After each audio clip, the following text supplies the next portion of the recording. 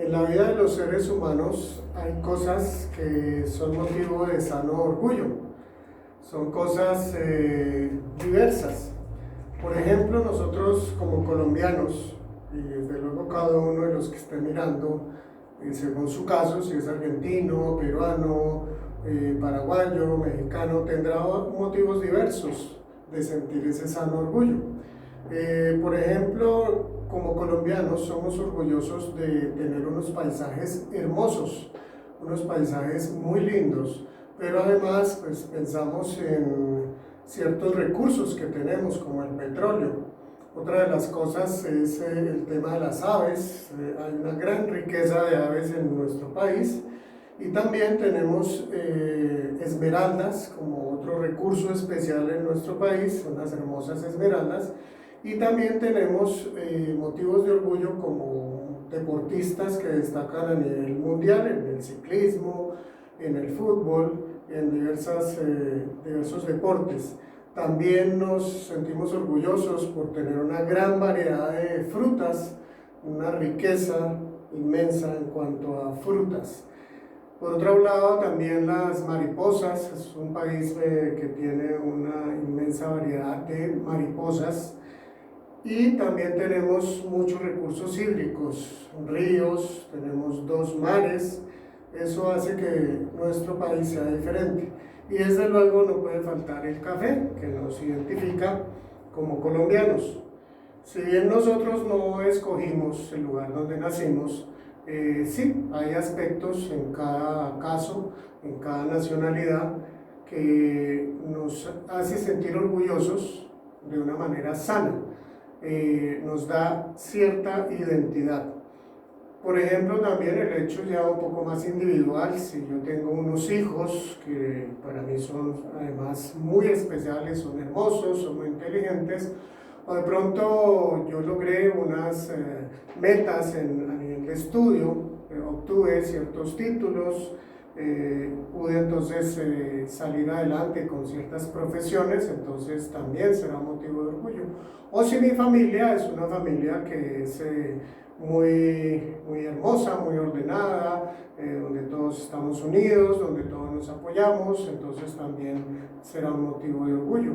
O soy un gran deportista, soy una persona que me destaco en algún deporte, no necesariamente a nivel mundial, pero pues simplemente porque me mantengo en muy buena forma. O de pronto también yo soy un buen estudiante, soy una persona que por un lado estoy dispuesto a crecer, a aprender. Estos y otros más son motivos de un orgullo sano que me da entonces identidad. Esa identidad entonces también en nuestra vida espiritual es importante. Esa identidad entonces ya como creyentes debemos de tener presente entonces que tenemos una historia y que tenemos un gran privilegio y realmente ese es motivo de orgullo. Ese es el título de la charla de hoy, nuestro más grande orgullo y privilegio. Quiero entonces rápidamente hacer un bosquejo de nosotros como creyentes, como cristianos. Igual si tú aún no lo eres, no eres cristiano, también pues qué bueno que sepas un poco de esta historia tan diferente, tan interesante que tiene el cristianismo. Podemos irnos un poquitito atrás, si bien no es concretamente el inicio de la historia que narra la Biblia, sí podemos hablar de Abraham. Abraham pues es un hombre que Dios llama hace unos 4000 años más o menos, y dice en Génesis 12, dice así: un día el Señor le dijo a Abraham, deja tu tierra, tus parientes y la casa de tu padre, para ir a la tierra que yo te voy a mostrar. Con tus descendientes voy a formar una gran nación. Voy a bendecirte y a hacerte famoso y serás una bendición para otros. Bendeciré a los que te bendigan y maldeciré a los que te maldigan, y por medio de ti bendeciré a todas las familias del mundo. Vemos en este llamado entonces que Dios habla de bendición. El propósito de Dios cuando llama a Abraham es entonces bendecir primeramente a Abraham, pero después dice que va a formar una nación, un pueblo, para bendecirlo también y que sea de bendición a otros. Termina entonces diciendo, por medio de ti bendeciré a todas las familias del mundo. Aquí vemos entonces un plan que tiene Dios. Hay un plan claro. El plan de Dios es entonces de bendición para las naciones del mundo. Y es entonces así que allí en Génesis 12, versículos 1, 2 y 3, habla y describe cómo es ese llamado. Pues bien, Abraham tiene entonces un hijo que se llama Isaac. Pues hay muchas historias ahí que podríamos contar, pero pues ese no es el tema. Simplemente en este resumen diremos que Abraham tiene un hijo que se llama Isaac, luego Isaac también forma su familia, ya cuando es grande. Tiene dos hijos, uno se llama Jacob y el otro Esaú. De estos entonces Jacob, es el que sigue la línea y tiene 12 hijos. De ahí entonces surgen las 12 tribus. Se escucha decir las 12 tribus de Israel. ¿Por qué no se dice las 12 tribus de Jacob? Pues bien, es que Dios le cambia el nombre a Jacob y le dice que él, en un momento de su vida, que ya no se llamará más Jacob, sino que se llamará Israel. Pues bien, estos 12 hijos, junto con Israel, ellos terminan viviendo en Egipto. Allí en Egipto, entonces, cuando ya muere esa primera generación, dice la Biblia, empezando el libro de Éxodo, que los egipcios ven cómo los israelitas crecen y empiezan a prosperar, y entonces ellos sienten temor y deciden esclavizar al pueblo de Israel. Comienza entonces esa esclavitud que dura más o menos unos 4 siglos, y es entonces cuando aparece otro personaje que es conocido en la historia, en la Biblia, que es Moisés. Moisés entonces, como vemos en esta ilustración, él va acompañado de su hermano Aarón y habla con el faraón. El faraón los recibe pues con bastante desprecio, pues ellos son esclavos, y Moisés entonces le lleva el mensaje que Dios le ha dado y le dice que debe dejar ir al pueblo de Israel a adorar a Dios en el desierto. Ese es el mensaje que le lleva, y desde luego el faraón se molesta, no acepta, le parece algo absurdo, algo que no tiene ningún sentido. Y es por eso entonces que Dios empieza a enviar un total de 10 plagas. Ha mandado varias plagas, ya va en la 9ª, y en este momento entonces nos dirigimos al texto de Éxodo capítulo 12, que es la institución de la Pascua. Miremos entonces qué dice aquí el texto de Éxodo 12. He seleccionado algunos versículos para que lo hagamos un poco más corto. Dice así: el Señor habló en Egipto con Moisés y Aarón y les dijo: este mes será para ustedes el principal, el primer mes del año. Esa noche yo pasaré por todo Egipto y heriré de muerte al hijo mayor de cada familia egipcia. Este es un día que ustedes deberán recordar y celebrar con una gran fiesta en honor del Señor. Lo celebrarán como una ley permanente que pasará de padres a hijos. Y en el verso 21 en adelante dice: Moisés mandó llamar a todos los ancianos israelitas y les dijo: vayan y tomen un cordero o un cabrito para sus familias y mátenlo para celebrar la Pascua. La sangre debe quedar en una palangana. Tomen después un manojo de ramas de hisopo, mójenlo en la sangre y unten la sangre por todo el marco de la puerta de la casa. Ninguno de ustedes debe salir de su casa antes del amanecer. Continúa entonces el verso 23 hasta el 27, dice así: cuando el Señor pase para herir de muerte a los egipcios, verá la sangre por todo el marco de la puerta y pasará de largo por esa casa. Así el Señor no dejará que el destructor entre en las casas de ustedes. Esta orden la respetarán ustedes y sus descendientes como una ley eterna. cuando ustedes hayan entrado ya en la tierra que el Señor les va a dar, tal como lo ha prometido, deberán seguir celebrando esta ceremonia. Y cuando sus hijos les pregunten qué significa esta ceremonia, ustedes deberán contestar: este animal se sacrifica en la Pascua en honor del Señor, cuando Él hirió de muerte a los egipcios. Pasó de largo por las casas de los israelitas que vivían en Egipto y así salvó nuestras familias. Muy bien, en este texto entonces podemos encontrar los siguientes aspectos de la Pascua. Primero vamos a hablar lo que en sí significa el término Pascua, significa pasar de largo. Pero allí entonces podemos ver en el verso 2, si ustedes lo quieren mirar un poco más en detenimiento, dice que allí será el inicio del calendario. El inicio del calendario es llamado Abib o Nisan. Entonces fíjense cómo esta celebración, esta fiesta, esta llamada Pascua, tiene un valor muy importante. Empezamos a verlo aquí poco a poco, como entonces es una fiesta que va a indicar que inicia un nuevo año, el mes de Nisan. Eso está en el verso 2. Más adelante en el verso 14 encontramos que es un banquete familiar, que ha instituido entonces como un banquete familiar que es sagrado, es dedicado a Dios. Además, dice que es una celebración anual y perpetua instituida por Dios. Esto lo vemos en los versículos 14 y 24. Y esta es la conmemoración, esta celebración es la fiesta más importante de los judíos. ¿Por qué? Porque es la celebración que los judíos tienen como con el motivo pues de la liberación de la esclavitud. Sería más o menos en Colombia como la fiesta del 20 de julio, donde nosotros los colombianos celebramos la independencia. Es entonces esta fiesta que es instituida por Dios, la fiesta que termina siendo la más importante para el pueblo de Israel.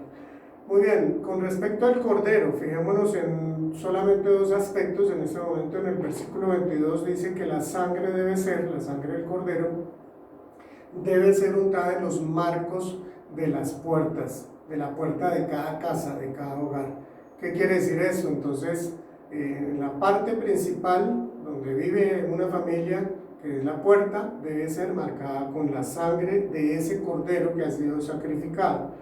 Y también dice, podemos encontrar en el verso 23 que su sangre es puesta como una señal protectora. Eso entonces los protegería de que el ángel del Señor entrara quitándole la vida al primogénito de ese lugar. Con respecto a los israelitas entonces deben sacrificar el cordero y untar la sangre en el marco de la puerta. Y además deben permanecer dentro de la casa. Esa es la parte que le corresponde a los israelitas, al pueblo que Dios está formando. Y por último, el ángel de Jehová, podemos encontrar en el verso 12, que él afirma que él va a herir de muerte a todos los primogénitos de la casa donde no se encuentre puesta en el marco la sangre del cordero. El ángel pasaría de noche, lo vemos en el verso 22, y en el 23 encontramos que no entraría a las casas marcadas con sangre.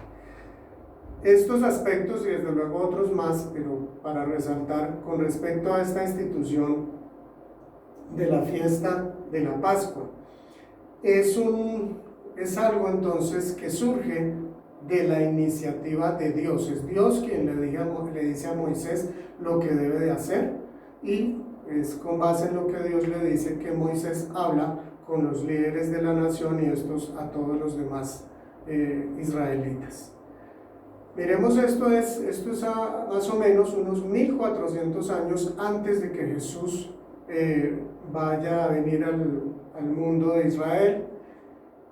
Y otro evento importante, y lo vemos a lo largo de todo el Antiguo Testamento, que Dios va hablando respecto al Mesías, a su enviado especial, que Él enviaría para salvación del ser humano.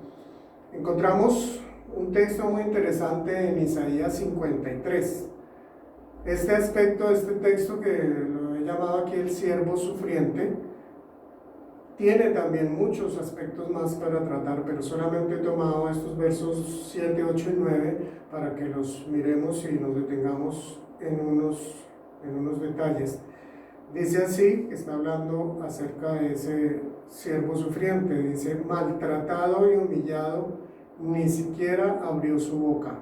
Como cordero fue llevado al matadero, como oveja enmudeció ante su trasquilador y ni siquiera abrió su boca. Después de aprenderlo y juzgarlo, le dieron muerte. Nadie se preocupó de su descendencia. Fue arrancado de la tierra de los vivientes y golpeado por la transgresión de mi pueblo. Se le asignó un sepulcro con los malvados y murió entre los malhechores, aunque nunca cometió violencia alguna, ni hubo engaño en su boca. Miremos aquí unos aspectos. En el 7 dice: como cordero fue llevado al matadero. Dice que fue maltratado, humillado y no abrió su boca. Tal cual esto se cumple entonces en esa semana en que Jesús termina yendo a la cruz. Él es entonces maltratado, humillado, pero él cerró su boca. Y dice: como cordero. Aparece nuevamente esta imagen del cordero. Dice: como cordero fue llevado al matadero, y además dice: como oveja enmudeció ante su trasquilador y ni siquiera abrió su boca. Más adelante podemos mirar entonces, otros detalles más. Después de aprenderlo y juzgarlo, le dieron muerte, tal como sucede con Jesús. Terminando el 8 dice: golpeado por la transgresión de mi pueblo. Así que la muerte del Cordero, de ese siervo sufriente, del Mesías, tenía un propósito claro, que era por motivo de la transgresión, del pecado del pueblo, del mismo ser humano que Dios ha creado. Y en el verso 9 dice: se le asignó un sepulcro con los malvados y murió entre los malhechores. Cuando vemos la historia de Jesús, encontramos que José de Arimatea, un hombre rico, uno de los líderes de la nación, de los líderes religiosos, es quien pide el cuerpo de Jesús y lo entierra entonces en su tumba. Fíjense que aquí dice al final, se le asignó un sepulcro con los malvados y murió entre los malhechores. Recordemos que Jesús muere con dos ladrones, uno a su derecha y otro a su izquierda. Y entonces termina, dice: aunque nunca cometió violencia alguna, ni hubo engaño en su boca. Jesús es entonces enterrado en un sepulcro que no era de él, era de un hombre rico, y cuando es crucificado, él está en medio de dos ladrones, como narra los evangelios. Miremos entonces, este texto que leemos es unos 700 años antes de Cristo, que Dios lo revela al profeta Isaías. Son algunos de los detalles, no son todos, pero a lo largo del Antiguo Testamento encontramos esas evidencias de Jesús, que se cumplen más adelante entonces en la vida de Jesús. Son entonces profecías muy claras, muy significativas, muy importantes para además entender que Jesús sí realmente es quien dijo ser: el Mesías, el Hijo de Dios, el Salvador del mundo. Veremos otros detalles ya. Pasamos entonces a ver aquí aspectos ya con respecto a Jesús en el tiempo de la Pascua, es decir, en la celebración que finalmente, recordemos que entonces la Pascua fue ordenada por Dios unos 1500 años antes, unos 1400, 1500 años antes de Cristo, y el propósito entonces y el significado es la liberación que Dios hace, que Dios da al pueblo de Israel de la esclavitud de Egipto. Y es entonces en esta fiesta en que Jesús entrega su vida. Al inicio de su ministerio, Jesús, vemos en Juan 1:29, que Jesús es identificado como el Cordero de Dios. Jesús le dice, Juan el Bautista le dice a sus discípulos, a sus seguidores, lo siguiente que se encuentra en Juan 1:29, el siguiente texto. Al día siguiente Juan vio a Jesús que se acercaba a él y dijo: miren, ese es el Cordero de Dios que quita el pecado del mundo. Así que Juan el Bautista lo dice muy claro a los discípulos que eran de él, de Juan el Bautista, les declara esta verdad, que es algo realmente sorprendente, es entonces algo que identifica quién es Jesús.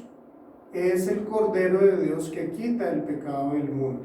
Ese Cordero entonces tiene una simbología muy especial. Y miremos más adelante, cuando Jesús se entregó durante la celebración de la Pascua, en Mateo 26, 1 y 2 dice así: cuando Jesús terminó toda su enseñanza, dijo a sus discípulos: como ustedes saben, dentro de 2 días es la fiesta de la Pascua, y el Hijo del Hombre será entregado para que lo crucifiquen. Jesús tenía muy clara su misión. Jesús sabía que él debía de ir a la cruz. Él tuvo la oportunidad de haber sido nombrado rey, y él no lo permitió, él no lo aceptó, no aprovechó esas oportunidades, porque él sabía que el propósito de él era ir a la cruz. O sea, ese cristianismo, ese mensaje que Jesús mismo muestra, implica que la cruz es parte de la vida, del plan que Dios quiso establecer para la salvación del ser humano.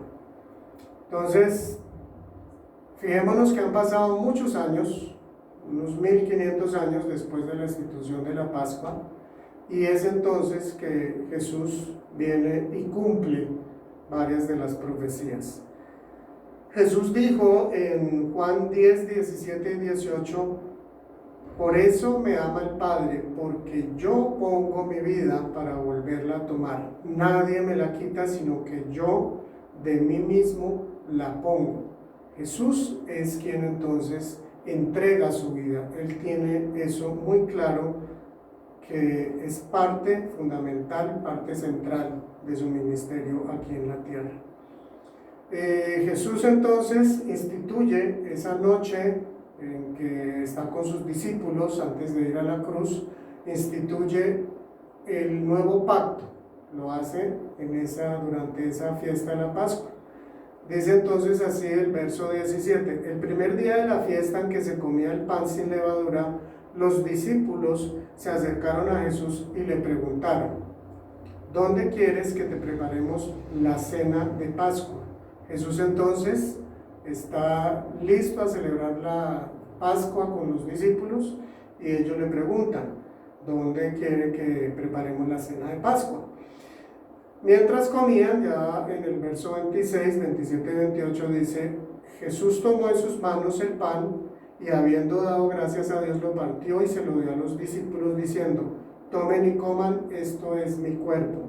Luego tomó en sus manos una copa y, habiendo dado gracias a Dios, se la pasó a ellos diciendo: beban todos ustedes de esa copa, porque esto es mi sangre, con la que se confirma la alianza, sangre que es derramada en favor de muchos para perdón de pecados. Fíjense que aquí Jesús toma de alguna forma parte de esa profecía que ya leímos en Isaías 53.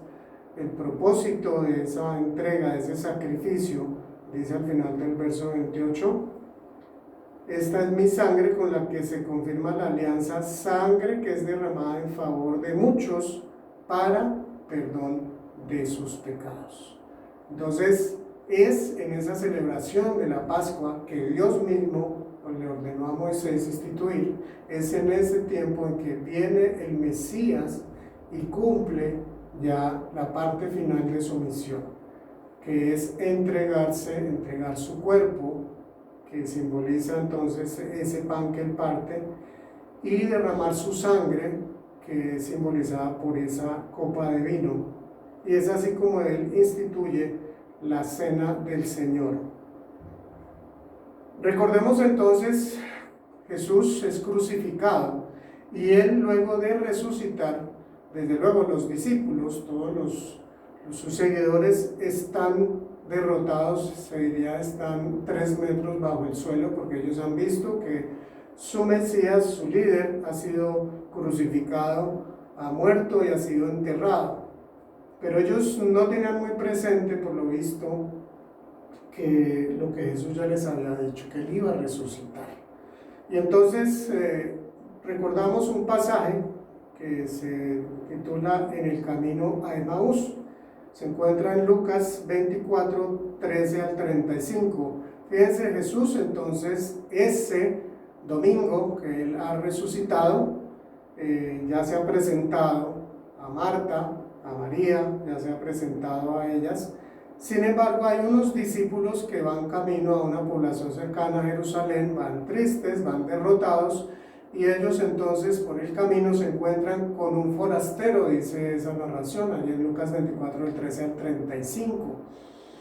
Y ese forastero les pregunta que qué les acontece, qué les pasa, qué les sucede, qué es lo que ha sucedido. Entonces ellos sorprendidos le dicen, pero parece que tú eres el único aquí en Israel, en Jerusalén, que no se ha dado cuenta de lo que ha sucedido. Y les dicen a este forastero que había un gran profeta que se llamaba Jesús y que al parecer era el Salvador, iba a ser el que los liberaría como el Mesías prometido.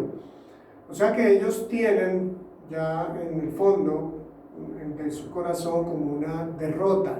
Ellos no han creído que Jesús iba a resucitar, no lo tienen presente, y van entonces ya de regreso a su hogar, cada uno allí a Emaús.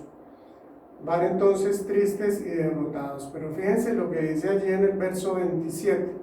El verso 27 dice que ese forastero luego se puso a explicarles todos los pasajes de las Escrituras que hablaban de él. ¿Por qué? Porque ese forastero era Jesús, que hablaban de él comenzando por los libros de Moisés y siguiendo por todos los libros de los profetas. Fíjense lo que Jesús está aquí haciendo. Antes de que los mismos, estos 2 discípulos, lo reconozcan, él empieza a explicarles, como dice ahí, hablarles de los pasajes, citarles los pasajes de las Escrituras que hablaban de él, de Jesús, del Mesías. Y dice, comenzando por los libros de Moisés y siguiendo por todos los libros de las profecías, es decir, de los profetas. Es decir, está citando todo el Antiguo Testamento y les está dando una clase a estos 2 discípulos, una clase de teología avanzada y muy profunda. Ya quisiéramos nosotros recibir esas enseñanzas de Jesús. Y estos discípulos entonces empiezan a entender cómo la Escritura hablaba de diferentes formas del Mesías y les empieza a aclarar ese concepto equivocado que la gran mayoría de judíos tenían de un Mesías que iba a llegar con gran poder. Y desde luego esa será así la segunda venida de Jesús, pero esta primera ellos no la habían podido entender. Entonces, la Biblia tiene la revelación de los planes de Dios.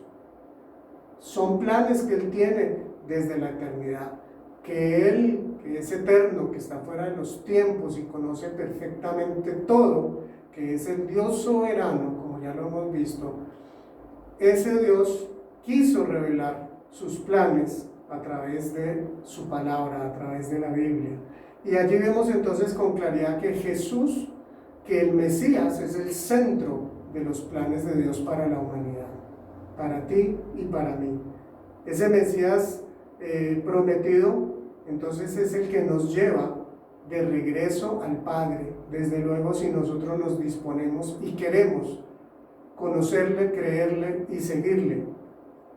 Es entonces conforme a ese plan establecido que nuestro Dios soberano, eterno, justo, misericordioso ha querido revelar en su palabra. Ese es el plan que Él ha revelado en la Biblia. De ahí la importancia que nosotros entonces nos acerquemos a su palabra. Y como en otras ocasiones lo he compartido, No que solamente leamos sus textos sueltos, sino que estudiemos esa palabra, que conozcamos en profundidad.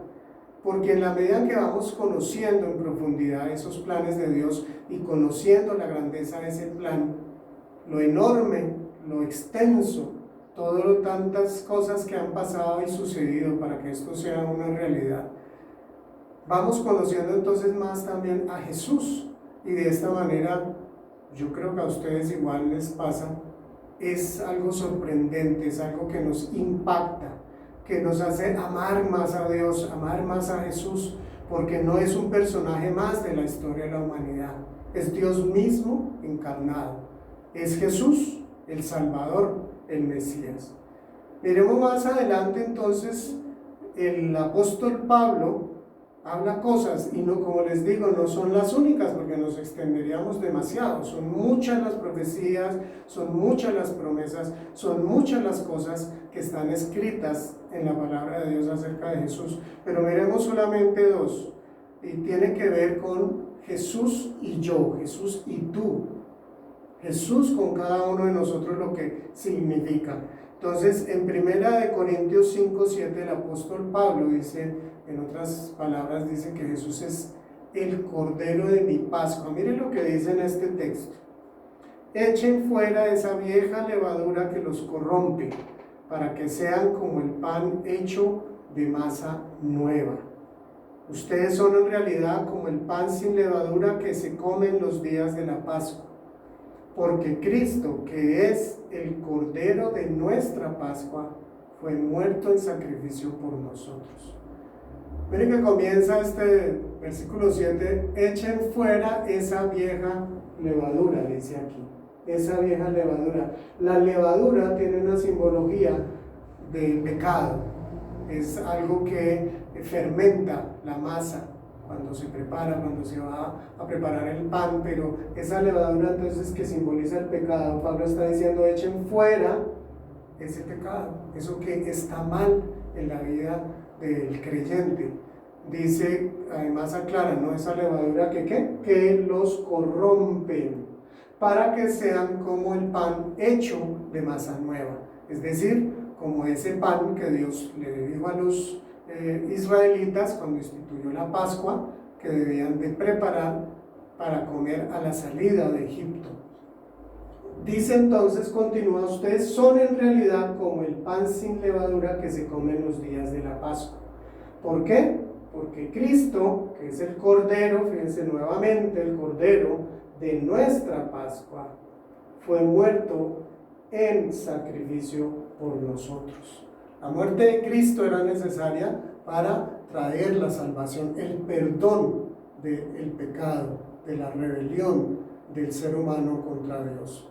Es entonces que Cristo toma ese sacrificio, toma esos pecados de la humanidad, de los que quieran recibirle a Él, para ser salvos, para volver al Padre, para tener nuevamente esa cercanía que perdimos por causa de nuestra propia rebeldía. Encontramos también entonces aquí algo que ya no es Pablo quien escribe, es el apóstol Pedro, el pescador. Dice así, que fui rescatado por el precio más alto. Miren lo que dice 1 Pedro 1:18. Dios los ha rescatado a ustedes de la vida sin sentido que heredaron de sus antepasados, y ustedes saben muy bien que el costo de ese rescate no se pagó con cosas corruptibles como el oro o la plata, sino con la sangre preciosa de Cristo, que fue ofrecido en sacrificio como un cordero sin defecto ni mancha.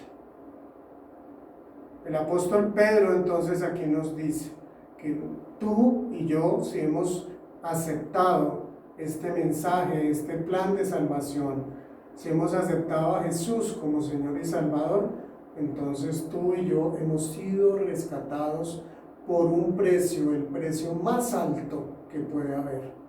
Dice que no como el oro o la plata. ¿Por qué? Porque el oro y la plata simbolizan pues lo más valioso que hay en el mundo. pero dice entonces el apóstol Pedro que no es ni siquiera con ese precio, sino que fue con la sangre preciosa de Cristo. Fue entonces lo más valioso que pudo haber sido pagado por ti y por mí, por nuestra salvación, por nuestra vida eterna, fue la sangre de Cristo que fue derramada en la cruz.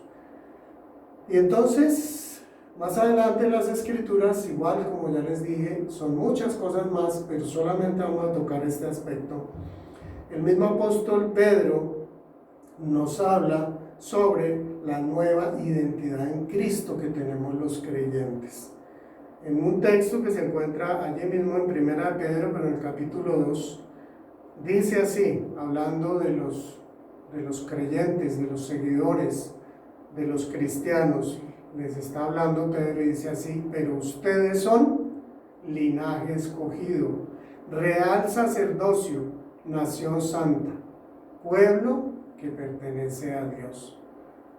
Cada frase de estas tiene muchas cosas para analizar y profundizar, pero simplemente nos está diciendo que los creyentes formamos parte del pueblo de Dios, de ese pueblo que le pertenece a Dios, que somos una nación diferente, que somos una nación santa. Fíjense que tiene que ver con lo que Dios le dijo a Abraham, que iba a formar a través de él una nación. ¿Para qué?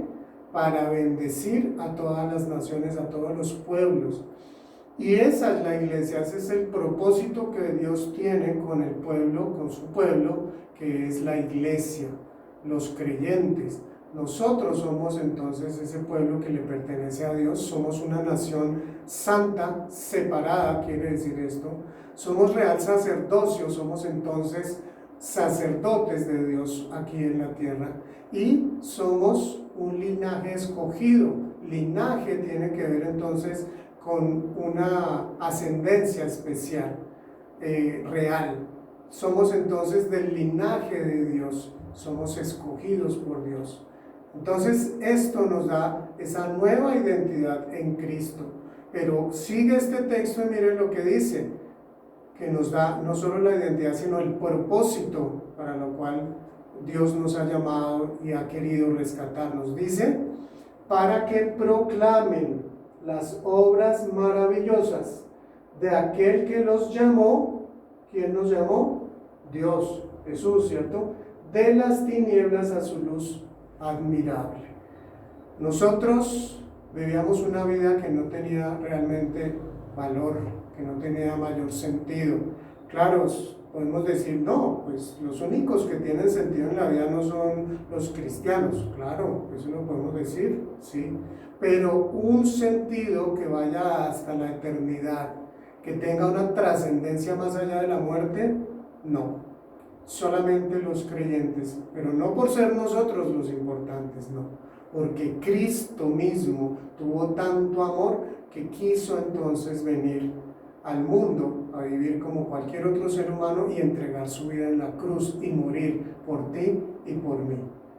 Entonces, este propósito que nos muestra aquí el apóstol Pedro es muy importante, es muy claro. El propósito que tiene nuestra vida mientras estamos aquí en la tierra es proclamar ese mensaje de salvación, ese evangelio, esas buenas nuevas de Dios para los seres humanos que quieran entonces arrepentirse y reconocerle como el Señor y Salvador, no solo de la tierra, sino del universo. ¿Por qué? Porque Él entonces nos llamó de esas tinieblas en que andábamos a su luz admirable. Él es la luz del universo y Él es el que entonces quiere restaurar, que nosotros restauremos esa relación con Él. Él nos abrió ese camino. Quiero concluir entonces con esta imagen que tiene que ver con Apocalipsis capítulo 5. Yo les invito a que en sus tiempos que tengan oportunidad lean un poquitito el Apocalipsis. Desde luego no es tan sencillo comprenderlo, pero hay pasajes que son supremamente impactantes y bellos, como este que quiero leerles a partir del verso 6 hasta el verso 14. Vamos a ver aquí entonces algo que nos están narrando de algo que sucederá en un tiempo futuro en los cielos. Antes de la lectura, bueno, tal vez no alcanza a ver aquí. Aquí hay dos letras que son el alfa y la omega. Son letras del alfabeto griego que quieren decir entonces que Dios y que Jesús mismo es el principio y es el final.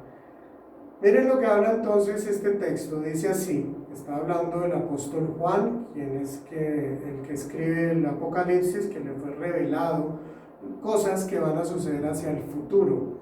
Dice así entonces el apóstol Juan en Apocalipsis 5 del 6 al 14.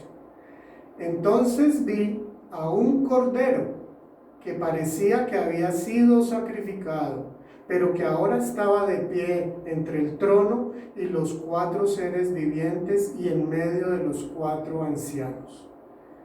Él pasó adelante y tomó el rollo de la mano derecha del que estaba sentado en el trono. Una pequeña explicación antes de continuar con la lectura. El apóstol Juan narra, iniciando este capítulo, que él estaba allí en el cielo y el que estaba en el trono tenía un rollo con 7 sellos y que no se encontró en ninguna parte del universo quien fuera digno de abrir ese rollo. Y entonces hay como una preocupación muy grande en el cielo. Y el apóstol Juan dice que lloraba profundamente, lloraba mucho porque no se encontraba. Pero es entonces aquí cuando el Cordero aparece. Y por eso entonces dice que pasó adelante y tomó el rollo de la mano derecha del que estaba sentado en el trono. Y cuando tomó el rollo, los 4 seres vivientes y los 24 ancianos se postraron delante del Cordero. Cada uno tenía un arpa y llevaba copas de oro llenas de incienso, que son las oraciones del pueblo de Dios. Y cantaban un nuevo canto con las siguientes palabras: Tú eres digno de tomar el rollo y de romper los sellos y abrirlo, pues tú fuiste sacrificado y tu sangre pagó el rescate para Dios de gente de todo pueblo, tribu, lengua y nación. Y la has transformado en un reino de sacerdotes para nuestro Dios, y reinarán sobre la tierra. Entonces volví a mirar y oí las voces de miles de millones de ángeles alrededor del trono y de los seres vivientes y de los ancianos. Ellos cantaban en un potente coro: digno es el Cordero que fue sacrificado de recibir el poder y las riquezas y la sabiduría y la fuerza y el honor y la gloria y la bendición. Y entonces oí a toda criatura en el cielo, en la tierra, debajo de la tierra y en el mar, que cantaban: bendición y honor y gloria y poder le pertenecen a aquel que está sentado en el trono y al Cordero, por siempre y para siempre. Y los 4 seres vivientes decían amén. Y los 24 ancianos se postraron y adoraron al Cordero. Qué texto tan hermoso, tan profundo, tan maravilloso. Creo que no podemos más que decir: Señor, gracias. Eres maravilloso, eres sorprendente. Cuánto nos has amado, cuánto nos has entregado a nosotros que realmente no lo merecemos. Que tú quisiste darnos esa oportunidad. Y Dios, si tú aún no le has aceptado, a ti también te está llamando y te está diciendo: quiero que tú seas mío. Mi Hijo entregó su vida en la cruz por ti. Este plan que establecí desde la eternidad es también para ti. No lo pierdas, no lo dejes pasar. Esa es la bendición más grande que Dios ha querido darnos. Algunos ya hemos tomado esa decisión de aceptar ese privilegio inmenso, incomparable de ser sus hijos. No porque lo merezcamos, no porque seamos mejores que nadie, no. Pero tú también puedes formar parte de ese plan de Dios. Por eso quiero entonces concluir con este texto. Dice: Cristo, el Cordero victorioso. Él es nuestro más grande orgullo, nuestro mayor privilegio que Dios quiso darnos por su amor y misericordia. Amén.